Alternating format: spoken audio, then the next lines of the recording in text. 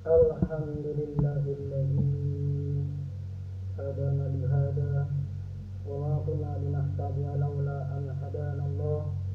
Laqad ja'at rusul rabbina bil haqq wa nutu an tilkumul jannatu urithumuha ma kuntum ta'malun. Asyhadu an la ilaha illallah wa asyhadu anna Muhammadar Rasulullah sallallahu alaihi wasallam wa sayyidul anbiya'i wal mursalin wa ala alihi wa ashabihi. Amma ba'du, usikum wa nafsi bi taqwallah faqad fazal muttaqin. Wa qala Allah ta'ala fil Qur'anil Karim, a'udzu billahi minasy syaithanir rajim. Wa may yuti'illaha wa rasulahu yudkhilhu jannatin tajri min tahtiha al-anhar khalidina fiha wa dzalikal fawzul 'azim. Ma'asyiral muslimin, jamaah rahimakumullah. Alhamdulillahirrahmanirrahim.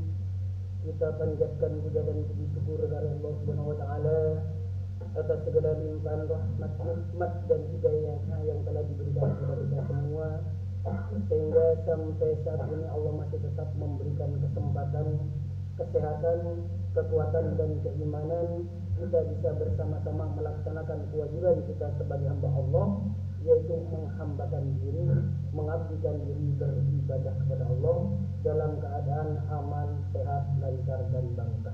Alhamdulillahirabbil alamin. Salawat dan salam semoga tetap tercurahkan pada junjungan kita Nabi besar Muhammad sallallahu alaihi wasallam beserta keluarganya, para sahabat-sahabatnya, para tabi'in tabi'ahum, para alim ulama sholihin, para mubalik dan mubaligot yang telah menyampaikan agama Islam ini hingga sampai pada kita. Dan Allah memberikan hidayah, petunjuk pada kita bisa menetapi agama Islam ini. Olehnya itu kita wajib pula bersyukur terhadap peran para agama. Mengingat sabda Rasulullah SAW, "Man lam yashkur nasi lam yashkurillah." Barang siapa yang belum bersyukur pada manusia berarti belum syukur kepada Allah. Olehnya itu kita syukuri perantara agama tersebut, mulai dari junjungan kita Nabi besar Muhammad SAW dengan syukur. Alhamdulillah, jazakumullah khair. Para saudara jemaah sekalian, kita hidup di dunia ini mempunyai kewajiban-kewajiban yang harus kita laksanakan, tidak bisa kita tinggalkan. Di antara kewajiban-kewajiban tersebut yaitu hobi mendengarkan nasihat dan mau mendengarkan nasihat dan dari siapapun yang memberikan nasihat. Karena berdasarkan sabda Rasulullah SAW, ad-dinu nasihat, ad-dinu nasihat, ad-dinu nasihat. Agama itu nasihat, agama itu nasihat, agama itu nasihat.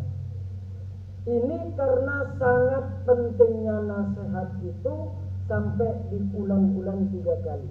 Karena isi dari nasihat yuridil khairul ghair, menghendaki baik terhadap orang lain. Sehingga dalam menjalani ibadah kepada Allah kita akan terhindar dari kerugian. Karena manusia ini dalam keadaan rugi yang sangat. Kita sudah paham, bahkan sudah hafal, yaitu surat Al-Asr. Wal asri innal insana lafi khusrin illal ladzina amanu wa amilus sholihat wa tawassaw bil haqqi wa tawassaw bis sabr. Wal asri, demi waktu asar.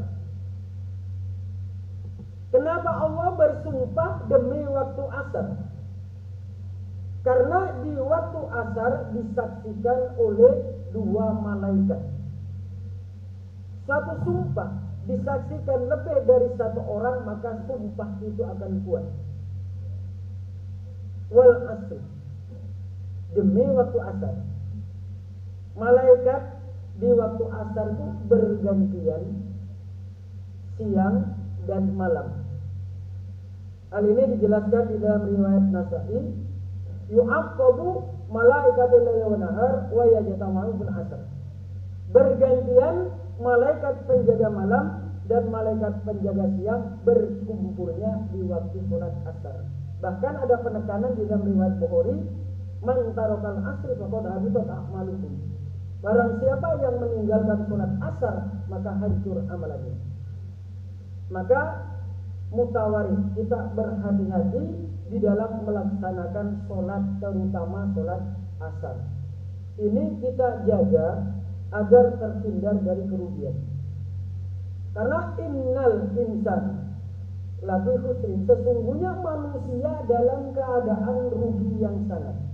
Illal ladzina amanu, kecuali orang-orang yang beriman. Karakter dari orang yang beriman itu wa amilus sholihah. Kalau menyatakan dirinya saya beriman kepada Allah, maka harus mau beramal sholih. Di sini kita mempunyai hak dan kewajiban. Kewajiban kita memberikan nasihat. Hak kita mau menerima nasihat. Wa tawassaw bil haqqi wa tawassaw bis sabr. Saling berwasiat tentang kebenaran dan saling berwasiat tentang kesabaran. Di sini ada kata saling. Berarti ada dua orang, adanya interaksi dua orang atau lebih. Pada saat ini saya yang memberikan nasihat. Pada suatu saat saya harus mau menerima nasihat, harus mau mendengarkan nasihat. Jangan dilihat siapa yang memberikan nasihat. Hal ini dijelaskan dalam sabda Ali, undur wakilah wala tandur mankola. Lihatlah apa yang dikatakan dan janganlah melihat pada siapa yang mengatakan. Jangan dilihat siapa orangnya. Yang penting nasihatnya. Kalau nasihatnya amar ma'ruf nahi mungkar, maka wajib kita menerimanya dari siapapun. Bahkan di dalam hadis qudsi firman Allah yang terdapat di dalam tafsir Ibnu Katsir, "Ubudullah wa la tusyriku bi syai'an wa bil walidaini ihsana wa zal al-Qur'an aynama nazala wa aqbilil haqq man jadi sabirin aw kabirin wa in kana bagidan wa raddatil batil man jadi sabirin aw kabirin wa in kana habiban qariba." Perintah Allah yang pertama pada kita adalah penguatan akidah. Ubudullah wa la tusyriku bi syai'an. Beribadahlah kamu sekalian kepada Allah, jangan sekutukan Allah sedikit pun. Perintah yang kedua adalah tentang akhlakul karimah terhadap kedua orang tua. Hendaklah kalian berbuat baik terhadap kedua orang tuanya. Wazal al-Qur'an aina nazala. Bertempatlah dengan Al-Quran di mana saja kalian berada. Maksudnya Al-Quran selalu dibaca. Karena Al-Quran ini nanti akan memberikan syafaat selain dari syafaat Rasulullah. Kalau syafaat Rasulullah adalah diberikan pada orang yang selalu bersolawat kepada Rasulullah. Sedangkan Al-Quran syafaatnya kelak akan diberikan pada orang yang sering membacanya. Umpama kita meninggal masih membawa dosa, terus dihukum oleh Allah, dimasukkan dalam neraka, maka Al-Quran nanti akan memberikan syafaat. Sebagaimana sabda Rasulullah SAW, Al-Quran syaf'un musafa'un wa makhilun musaddatun man ja'alahu amamahu qadahu ilal jannah man ja'alahu khalfahu syafahu ilan nar. Al-Quran adalah sebagai syafaat yang dibenarkan syafaatnya dan sebagai pelapor yang dibenarkan laporannya. Barang siapa yang menjadikan Al-Quran di depannya, maksudnya Al-Quran kita baca terus menerus, maka Al-Quran nanti akan menuntun kita menuju ke dalam surga. Dan barang siapa yang menjadikan Al-Quran di belakangnya, maka Al-Quran nanti akan menjerumuskan kita ke dalam neraka. Olehnya itu kita kaji Al-Qurannya, kita pahami, kita hayati, dan kita amalkan. Karena di dalam riwayat Ahmad bin Hanbal, man qara al-Qur'an wa amila bima fihi fawalidayhi tajjan yaumal qiyamah. Dawu tajjan kama dawu syamsya fid dunya. Barang siapa yang membaca Al-Quran kemudian mengamalkan isi dari Al-Quran, maka kedua orang tuanya kelak akan dipakaikan mahkota.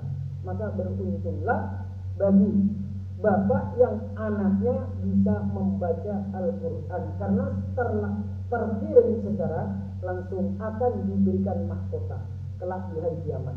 Terangnya mahkota lebih terang daripada matahari yang ada di dunia ini. Ini adalah syafaat dari Al-Quran. Wa abdilil haqqa manjabi sogirin au kabirin wa in kana babidan.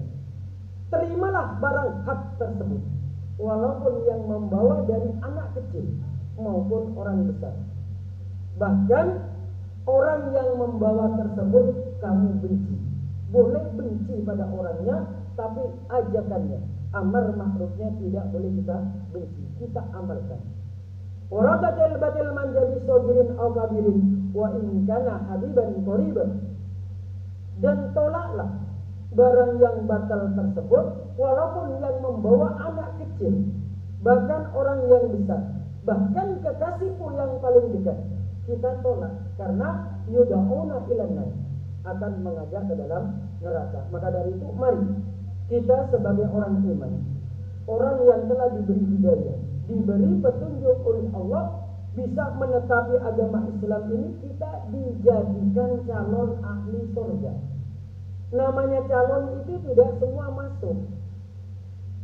Agar kita masuk, kita berusaha semaksimal mungkin mengamalkan amalan-amalan yang telah kita diperintahkan oleh Allah dan Rasulnya. Banyak. Karena yang dikatakan ibadah itu bukan hanya terbatas pada rutinitas 5 waktu saja. Para ulama mendefinisikan al-ibadatu tawarruk ila Allah. Awi tamarufan kasilu wa nawarum fajananihi. Yang dimaksud dengan ibadah kepada Allah itu adalah segala hal, segala sesuatu yang bisa tawarruk, bisa mendekatkan diri kepada Allah dengan menjalankan segala apa yang telah diperintahkan oleh Allah dan menjauhi segala apa yang telah dilarang oleh Allah. Dan alhamdulillah pada saat ini kita dapat lapangan amal soleh, yaitu masjid kita dibangun. Alhamdulillah, karena waktu saya dulu bulan Ramadan, kita berdoa bersama-sama tahun lalu itu, karena sudah penuh sekali. Alangkah baiknya disingkat. Alhamdulillah doa kita semua di sini ada terkabulkan oleh Allah. Maka kita yang membangun masjid, membana masjidan di dunia, banallahu baitan fil jannah. Barang siapa yang membangun masjid di dunia, maka Allah akan membangunkan rumah panggung dan di surga yang dindingnya terbuat dari emas. Bahkan di dalam riwayat Ibnu Majah dari Abi Hurairah dijelaskan, barang siapa yang membangun masjid di dunia walaupun sebesar sarang burung walet, maka Allah tetap akan membangunkan rumah panggung di surga. Maka dari itu mari kita fastabiqul khairat, berlomba-lomba dalam kebaikan, amal jariah. Karena idza mata ibnu Adam qata amalu. Jadi ketika telah meninggal anak Adam, maka putuslah amalnya illa bisalatin, kecuali 3, yaitu amal jariah, walidan sholihah, yad'ulah, ilmu yang tam'am. Ini 3. Bahkan di dalam Kitabul Ahkam Imam Bukhari dijelaskan, ada seseorang yang dimasukkan ke dalam surga. Dia protes kepada Allah, ya Allah, saya di dunia tidak pernah beramal seperti ini. Kenapa pahala saya mengalir terus? Itu karena amal jariahmu dan anakmu yang sedekah untuk dirimu. Maka dari itu mari kita berusaha melaksanakan kewajiban ini. Karena kalau tanda ketakwaan seseorang itu yu'adzim syairullah, mengagungkan terhadap syair-syair Allah. Masjid ini adalah syair-syair Allah, rumah Allah. Wa may yu'adzim syairullah fa innaha min taqwal qulub. Barang siapa yang yu'adzim terhadap syair-syairnya Allah, maka termasuk takwanya hati. Untuk melihat ketakwaan seseorang, kita melihat bagaimana masjid kita, indah atau tidak, enak dalam beribadah atau tidak. Maka dari itu mari berlomba-lomba fastabiqul khairat dalam membangun masjid ini, sehingga dalam beribadah kepada Allah bisa khusyuk dan amal jariah kita itu tidak akan sia-sia. Banyak amalan-amalan nanti yang akan kita terima, sehingga sewaktu-waktu kita mati bisa masuk surga selamat dari nerakanya Allah. Alhamdulillah, jazakumullah khairan. Demikianlah semuanya dari Allah kita kembalikan pada Allah. Barakallahu fiikum wa nafa'ani bima fihi minal ayati wal hikmah. Innahu ta'ala jawadun karim, malikun bararun rahim, wa nastaghfirullah innahu wal ghafurur rahim.